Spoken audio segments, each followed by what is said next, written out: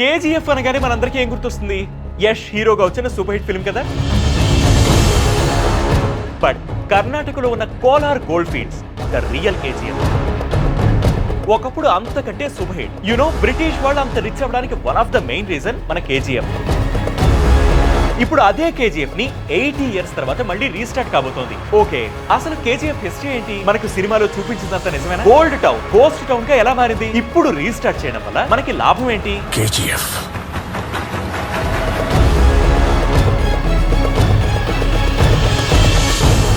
కర్ణాటకలోని Kolar Gold Fields వెనుక hundreds of years history ఉంది. 2nd centuryలో వెస్టర్న్ గంగా డైనాసిటీ కోలార్ ను ఎస్టాబ్లిష్ చేసింది. దాదాపు 1000 ఏళ్లకు పైగా వాళ్ళు ఈ ప్రాంతాన్ని రూల్ చేశారు. 1004లో చోళులు కోలార్ ను స్వాధీనం చేసుకున్నారు. చోళ రాజైన ఆదిత్య చోళవన్, రాజరాజ చోళవన్, రాజేంద్ర చోళవన్ కు సంబంధించిన శాసనాలు ఈ ప్రాంతంలో ఉన్నాయి. 1117లో హోయసలుడు కోలార్ ను స్వాధీనం చేసుకున్నారు. ఆ తర్వాత విజయనగర రాజులు, మరాఠాలు, మైసూర్ మహారాజులు, చివరికి బ్రిటిష్ వాళ్ళు ఈ ప్రాంతాన్ని పరిపాలించారు. 1799లో శ్రీరంగపట్నం యుద్ధంలో టిప్పు సుల్తాన్ మరణించిన తర్వాత మైసూర్ ప్రాంతం బ్రిటిష్ వారి వశమైంది. అదే సమయంలో British governor John Warren Kolar మట్లో బంగారం ఉన్నట్లు తెలుసుకున్నాడు. ఇదే విషయాన్ని ఆయన పుస్తకంలోనూ రాసుకొచ్చాడు. బంగారాన్ని వెలికి తీయాలని ఆ పరిసర ప్రాంతాలకు చెందిన గ్రామస్తుల సాయంతో మట్టి తవ్వకాలు చేపట్టాడు. ఎక్కువ మొత్తంలో మట్టిని సేకరించి టెస్ట్ చేయించగా అందులో తక్కువ మొత్తంలో బంగారం ఉందని తేలింది. దీంతో మధ్యలోనే ఈ మిషన్ ని నిలిపేశాడు. అయితే 1871లో బ్రిటిష్ సైనికాధికారి Michael Fitzgerald Lavelle John Warren రాసిన పుస్తకాన్ని చదివి బంగారు తవ్వకాలు చేపట్టాలని నిర్ణయించుకున్నాడు. 1873లో మైసూర్ మహారాజు నుండి అనుమతి పొంది 1875లో తవ్వకాలు మొదలు పెట్టాడు. కానీ అదంతా నష్టాలతో నడిచేది. దాంతో అతను జాన్ టేలర్ అండ్ సన్స్ అనే బ్రిటిష్ కంపెనీకి అమ్మేశాడు. ఆ కంపెనీ ఆధ్వర్యంలో టెక్నాలజీని యూజ్ చేసి తవ్వకాలు వేగవంతం చేశారు. ఎక్కువ లాభాలు వచ్చాయి. దాంతో అనేక మంది బ్రిటిష్ అధికారులు కోలార్ కు వచ్చి సెటిల్ అయ్యారు. అక్కడ కేజీఎఫ్ అనే టౌన్షిప్ కూడా ఏర్పడింది. అయితే నిరంతరం విద్యుత్ దీపాల వెలుగులో ఉండే బ్రిటిష్ వారికి అక్కడ ఉండడం, పనిచేయడం ఇబ్బందిగా మారింది. దాంతో ఏం చేశారంటే కోలార్ కు 150 కిలోమీటర్ల దూరంలో ఉన్న కావేరీ నదిపైన హైడ్రో ఎలక్ట్రిక్ పవర్ ప్లాంట్ ను ప్రారంభించారు. దాదాపు 150 కిలోమీటర్ల మేర ఎలక్ట్రిక్ లైన్స్ ఏర్పాటు చేశారు. అప్పటికి అంటే 1902 సమయంలో అదే అతిపెద్ద line. KGF world's first electrified mines గా చరిత్ర సృష్టించింది.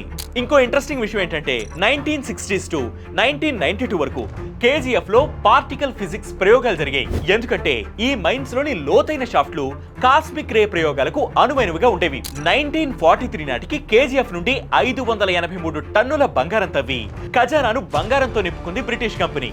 సో ఒక్క ముక్కలో చెప్పాలంటే కేజీఎఫ్ ఒకప్పుడు గోల్డెన్ టౌన్ గా ఉండేది. ఈ సమయంలో కేజీఎఫ్ ని మినీ లండన్ అని పిలిచేవారు. ఎందుకంటే ఇక్కడ క్లబ్ హౌస్లు, గోల్ఫ్ కోర్టులు, ఆధునిక రోడ్లు ఉండేవి. ఈ ఆధునిక సౌకర్యాలు ఎక్కువగా యూరోపియన్ ఉద్యోగుల కోసమే ఉండేవి. కార్మికులు, ముఖ్యంగా తమిళనాడు నుంచి తీసుకొచ్చిన శ్రామికులు ఇరుకైన కూలీ లైన్స్ లో నివసించేవారు. వీళ్లంతా బంగారం గనుల్లో 3 కిలోమీటర్ల లోతులో 47 నుంచి 48 డిగ్రీల టెంపరేచర్ లో 90% తేమతో కూడిన పరిస్థితుల్లో పనిచేసేవారు. గనుల్లో రాళ్లు పేల్చడం వల్ల సుమారు 6000 మంది కార్మికులు ప్రాణాలు కోల్పోయారని అంచనా.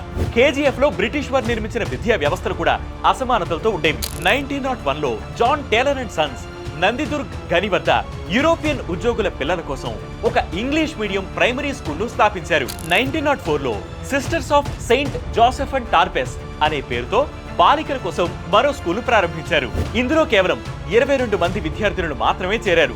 ఈ స్కూల్స్ లో సీనియర్ కేంబ్రిడ్జ్ పరీక్షలు కూడా నిర్వహించేవారు. కానీ స్థానిక తమిళ, కన్నడ, మార్వాడి కార్మికుల పిల్లలకు ఈ స్కూల్లో చేరే అవకాశం లేదు. కార్మికులు చీకట్లోనే దుర్భర పరిస్థితుల్లో బతికేవారు. 1956లో ఇండియన్ గవర్నమెంట్ కోలార్లోని బంగారు గనులను జాతీయం చేసి భారత్ గోల్డ్ మైన్స్ లిమిటెడ్ ఆధ్వర్యంలో నడిపించింది. నెహ్రూ ప్రైమ్ మినిస్టర్ గా ఉన్న కాలంలో ప్రపంచ బ్యాంకును అప్పడగా మీ దగ్గర సెక్యూరిటీగా ఏముందని వారు ప్రశ్నించారట. మా దగ్గర అతి విలువైన సంపద ఉంది, అదే కేజీఎఫ్ అని చెప్పి కేజీఎఫ్ ను సెక్యూరిటీగా చూపి అప్పు తెచ్చారట.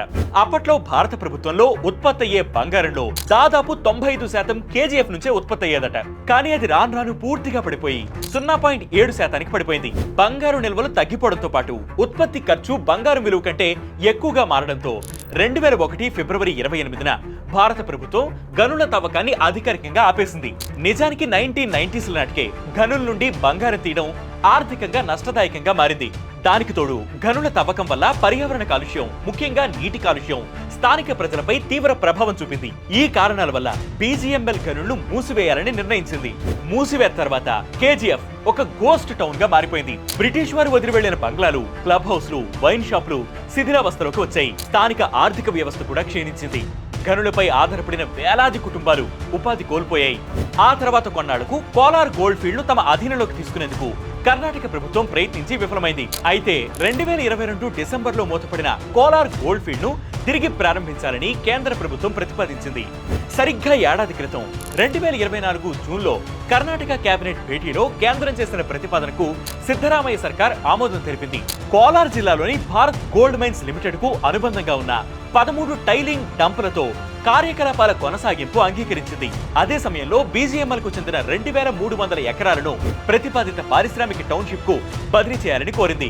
ఎట్టకేలకు అతి త్వరలో కోలార్ గోల్డ్ ఫీల్డ్స్ తిరిగి తెరుచుకోనున్నాయి. అధికారిక అంచనాల ప్రకారం డంప్లలో 32 మిలియన్ టన్నుల మెటీరియల్ ఉంది. ఇది దాదాపు 23 టన్నుల రికవరబుల్ గోల్డ్ ఇస్తాయి.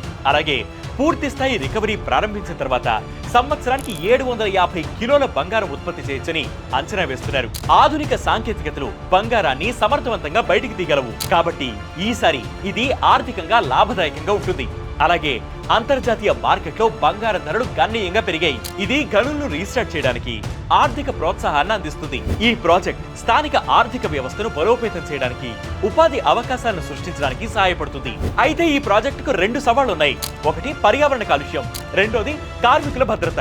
ఈ 2 సమస్యలను పరిష్కరించి కేజీఎఫ్ ని రీస్టార్ట్ చేస్తే కేజీఎఫ్ సినిమా లాగా భారత ఆర్థిక వ్యవస్థపై కాసుల వర్షం కురిపిస్తుంది. ఇది వాటి బిగ్ స్టోరీ. దీనిపై మీ అభిప్రాయాన్ని కామెంట్ సెక్షన్ లో మెన్షన్ చేయండి.